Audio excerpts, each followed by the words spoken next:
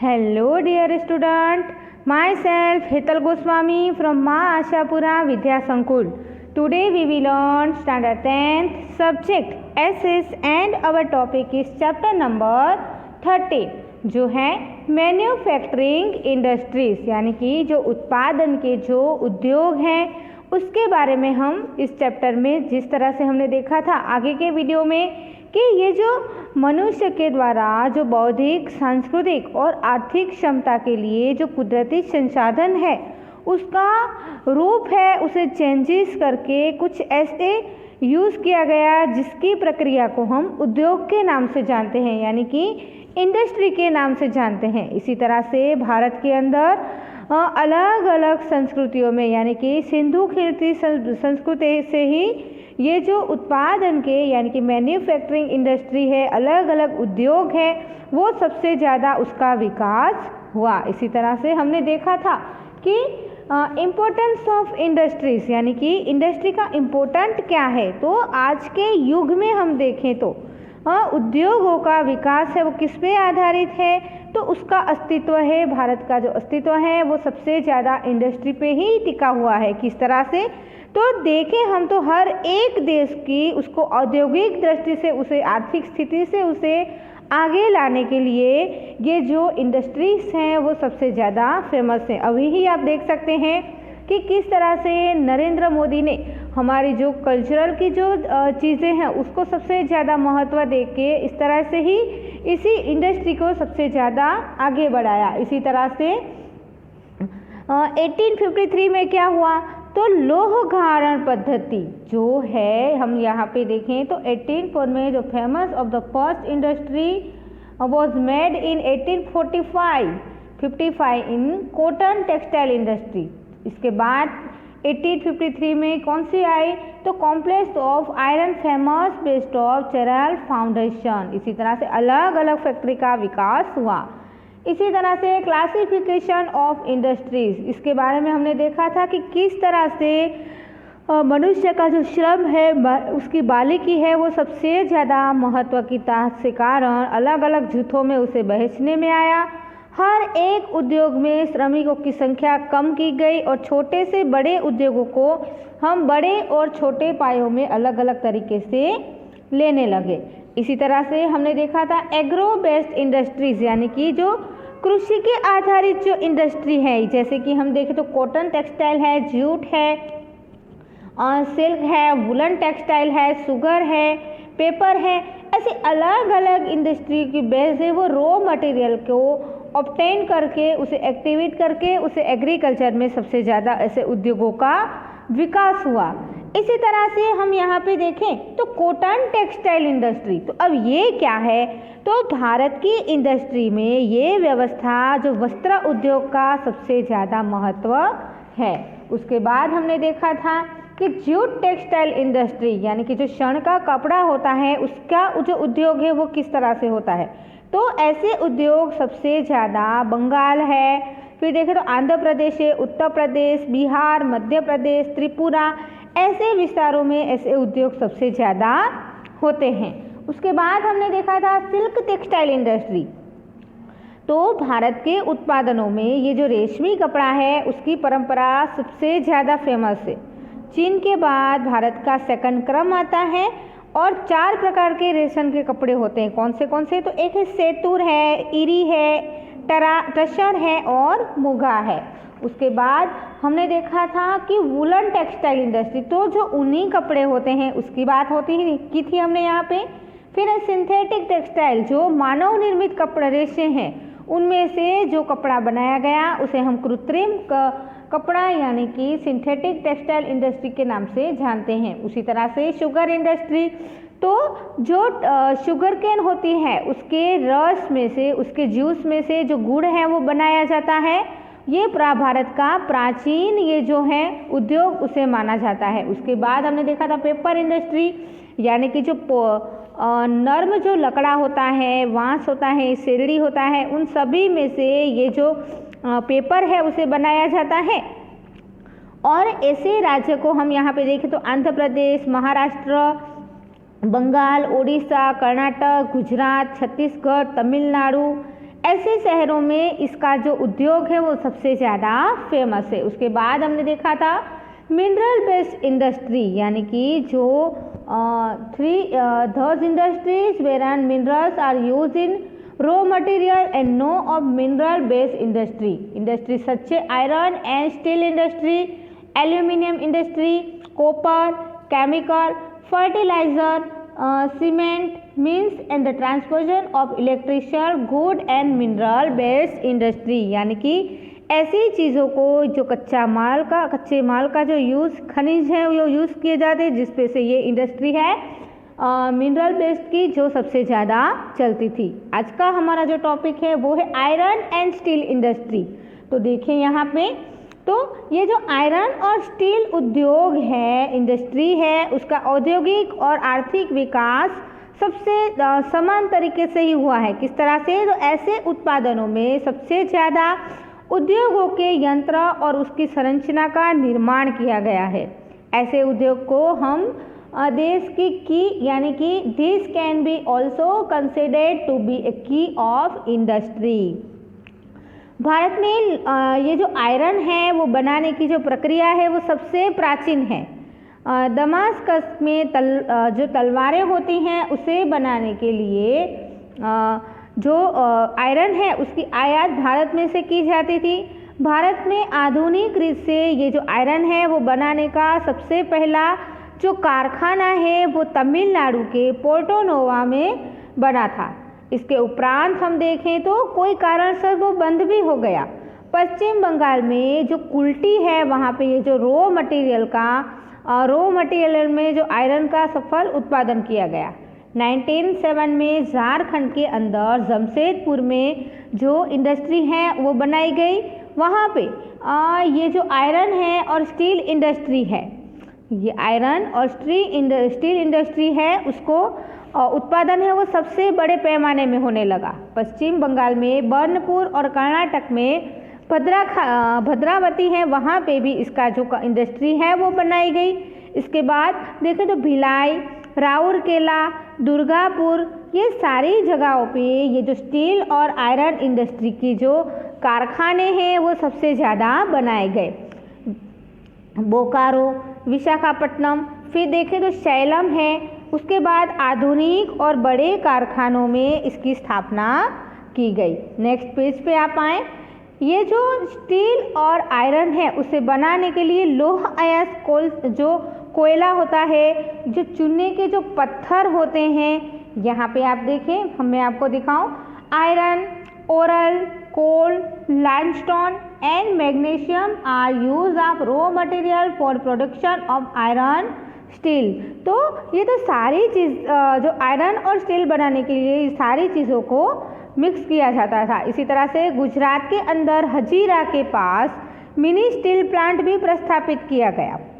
टाटा के सिवाय और हम देखें तो ये जो आयरन और स्टील का जो कारखाना है उसको बनाने के लिए उसका जो वहीवट है वो सबसे ज़्यादा SAIL यानी कि steel authority of India limited उसको देने में आया। इसी तरह से ये जो आयरन है, ये जो स्टील है, उसका उत्पादन विश्व के भारत में सबसे ज़्यादा स्थान में उसको दिया गया है। तो क्लियर किस तरह से यहाँ पे ये जो आयरन और स्टील इंडस्ट्री है उसका महत्व सबसे ज़्यादा दर्शाया गया है।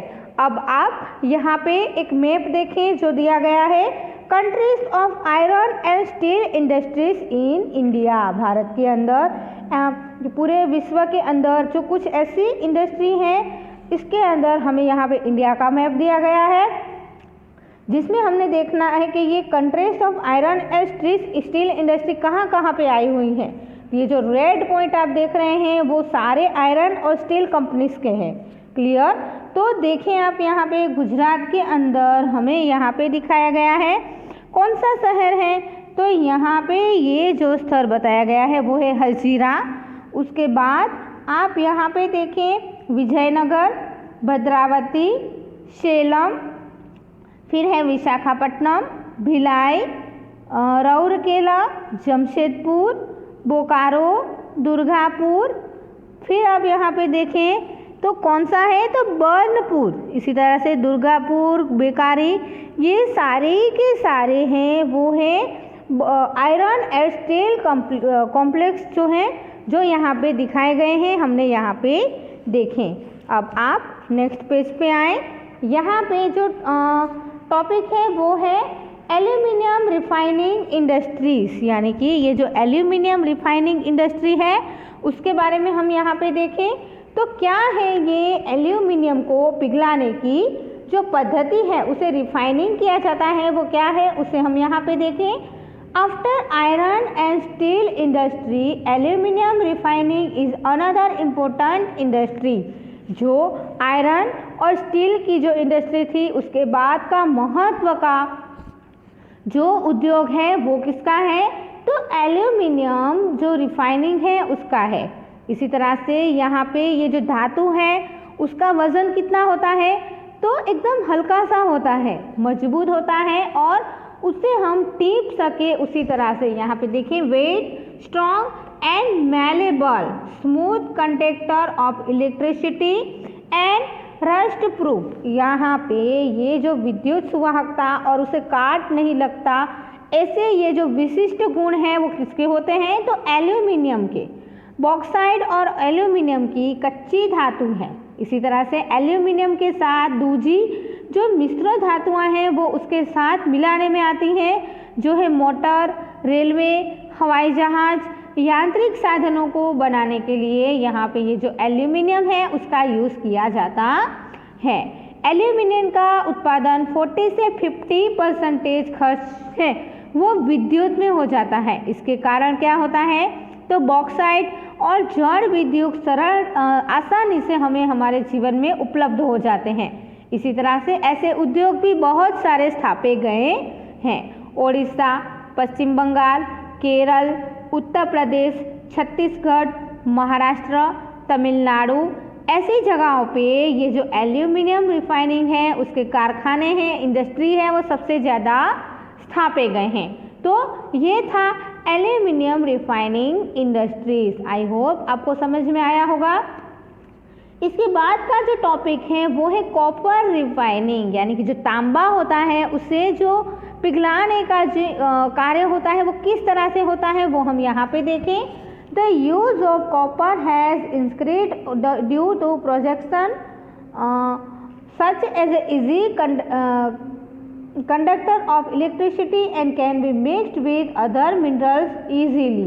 अब यहाँ पे ये जो विद्युत सुवाहकता होती है और दूसरी जो धातुओं होती है उसको आसानी से जो रिफाइनिंग उसकी करने के लिए उसके गुण को तांबे के अंदर सबसे ज़्यादा यूज़ होने लगा है। हम यहाँ पे देखें तो विद्युत उद्योग में हम देखें तो जो रेफ्रिजरेटर है, एयर कंडीशनर है, ऑटोमोबाइल, रेडिएटर और घर में यूज़ होने वाले जो बर्तन हैं, ये सारी चीज़ों के अंदर आज ये जो कॉपर है उसका सबसे ज़्यादा यूज़ होने लगा है। भारत में सबसे प्रथम हम देखें तो ये जो कॉपर रिफाइनिंग का जो इंडस्ट्री है वो एकम भारतीय तांबा निगम यानी कि ICC द्वारा झारखंड में घाटशिला है वहाँ पे इसको प्रस्थापित किया गया था। और एक बार मैं रिपीट कर रही हूँ, भारत के अंदर सबसे पहले ये जो कॉपर है उसकी रिफाइनिंग की जो इंडस्ट्री है वो भारतीय तांबा निगम यानी कि एकम भारतीय तांबा निगम यानी कि ICC झारखंड के अंदर घाटशिला में प्रस्थापित की गई थी। इसी तरह से 1972 में भारत के अंदर ये जो कॉपर निगम है हिंदुस्तान कॉपर लिमिटेड HCL अंतर्गत उसका हस्तांतरण भी किया गया था। आज हिंदुस्तान के अंदर हिंदुस्तान कॉपर लिमिटेड द्वारा खानगी क्षेत्र के अंदर ये जो कॉपर है उसका उत्पादन सबसे ज़्यादा होने लगा है। फिर भी भारत के अंदर अपनी ज़रूरियात का उत्पादन नहीं होता। इसके कारण ये जो कॉपर है उसे हमें विदेशों में उसका जो आयात है वो हमें करनी पड़ती है। ये this domestic production is not import so it has to here imported. Okay, now clear. तो ये जो कॉपर रिफाइनिंग है उसके बारे में हमने देखा। अब आगे का हमारा जो टॉपिक है वो है केमिकल इंडस्ट्री। अब ये जो केमिकल इंडस्ट्री है वो क्या है, हम यहाँ पे देखें तो ये जो the position of chemical industry in Indian is important. Chemicals are of two types, organic and inorganic chemicals. अब यहाँ पे ये जो केमिकल इंडस्ट्री है उसका उत्पादन भारत के अंदर सबसे ज़्यादा महत्व का माना गया है। ये जो केमिकल है वो दो टाइप्स के होते हैं, कौन से तो एक तो है कार्बनिक रसायन और दूसरा है अकार्बनिक रसायन। यहाँ पे देखें ऑर्गेनिक और इनऑर्गेनिक केमिकल, इसके द्वारा हम आगे देखें तो petrochemicals is the main organic chemical industry. It is use in artificial fibre, artificial rubber, plastic goods, colours, chemicals and in medicines. Organic chemicals industry is a founded near of refining and petrochemical countries. अब यहाँ पे जिस तरह से ये जो petrochemical है उसका यूज़ किस तरह से होता है, तो यहाँ पे हम देखें तो कार्बनिक रसायन उद्योगों के अंदर जो खनिज की रिफाइनरियाँ हैं, पेट्रोकेमिकल्स हैं, केंद्र के नज़दीक में हम उसे देख सकते हैं। अकार्बनिक रसायन उद्योग में उसके संदर्भ में गंधक में हम देखें तो तेजाब है, नाइट्रिक एसिड है, क्षारीय सामग्री है, सोडा ऐश है, कार्बनिक सोडा है, क्लोरीन है, कॉस्टिक सोडा है, ये सारी चीज़ों का यूज़ यहाँ पे किया जाता है। अब ये जो जंतुनाशक जो दवाइयाँ होती हैं उसका उत्पादन में भी विकासशील देशों के अंदर जो भारत है वो सबसे ज़्यादा स्थान धराता है। रसायन उद्योगों में गुजरात सबसे ज़्यादा सर्वोपरि है। अहमदाबाद में, वडोदरा, अंकलेश्वर, भरूच जैसी जगहों पे ये जो केमिकल इंडस्ट्री है उसके मुख्य केंद्र माने जाते हैं। सो नाउ क्लियर किस तरह से ये जो केमिकल इंडस्ट्री है वो ऑर्गेनिक केमिकल इंडस्ट्री के अंदर founded near oil refineries and petrochemicals countries. Inorganic chemicals are use in phosphoric acid, nitric acid है, सॉल्ट है, सोडा एसिड है, कास्टिक सोडा है और क्लोरीन है। ऐसी सारी चीज़ों के अंदर ये जो केमिकल इंडस्ट्री है वो सबसे ज़्यादा आगे है। क्लियर? इसके बाद का जो टॉपिक है वो हम नेक्स्ट वीडियो में देखेंगे। आज हम यहाँ तक ही रखेंगे। Thank you very much, take care.